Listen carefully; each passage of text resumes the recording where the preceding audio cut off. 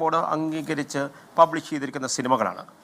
ആ സിനിമകളിലെ കണ്ട ചില കണ്ടന്റുകളാണ് പോൺ സൈറ്റുകളിലേക്ക് പ്രചരിപ്പിച്ചിരിക്കുന്നത്.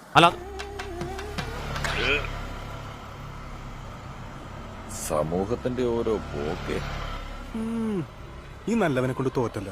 പിന്നെ ശ്വേതാ മേനോൻ ഹോട്ടസ്റ്റ് വീഡിയോ എന്ന് പറഞ്ഞ് അടിച്ചു കൊടുത്തു കഴിഞ്ഞാൽ പല വിധത്തിലുള്ള പോൺ സൈറ്റുകളിൽ ലഭ്യമാണ്. പൊന്നു മാർട്ടിനെ ശ്വേതാ മേനോൻ ഹോട്ടസ്റ്റ് വീഡിയോ ഒന്ന് യൂട്യൂബിൽ അടിച്ചു കൊടുക്കേണ്ട കാര്യം എന്താ താങ്കൾക്ക്?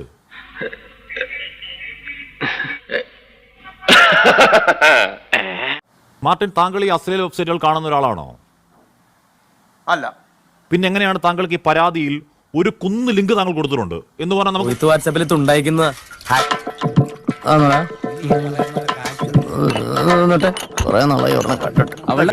ഞാൻ ചോദിക്കുന്നതല്ല, ഞാൻ ചോദിക്കുന്നത് രാജ്യത്ത് ബാൻഡായി ഈ പോൺ സൈറ്റുകൾ താങ്കൾക്ക് എങ്ങനെയാണ് ആക്സസിബിൾ ആവുന്നത്? താങ്കൾക്ക് എങ്ങനെയാണ് തുറന്നു നോക്കാൻ പറ്റുന്നത്? താങ്കൾ ഒരു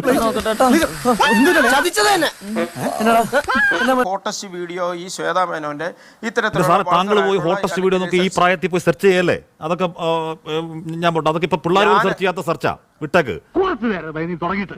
ഈ കൈ മുദ്ര അടിക്കാൻ മാത്രമല്ല തീർക്കും ഞാൻ ഞങ്ങളുണ്ട്. ലിങ്കുകൾ ഞാനൊന്ന് എന്റെ ഫോണിൽ തുറക്കാൻ നോക്കി. ഫോണിൽ തുറക്കുന്നില്ല. കാരണം എന്താണെന്നറിയോ? അത് രാജ്യത്ത് ബാൻഡ് ലിങ്കുകളാണ്. താങ്കൾക്ക് എങ്ങനെയാണ് രാജ്യത്ത് ബാൻഡായ ഈ പറയുന്ന അശ്ലീൽ ലിങ്കുകൾ കയറി ഇതൊക്കെ കാണാൻ പറ്റുന്നത്? എങ്ങനെയാണ് താങ്കൾക്ക്?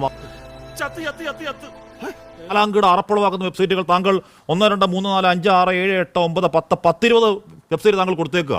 അപ്പൊ താങ്കൾ ഇതൊക്കെ കുത്തിയിരുന്ന് കണ്ടോ? അതെ.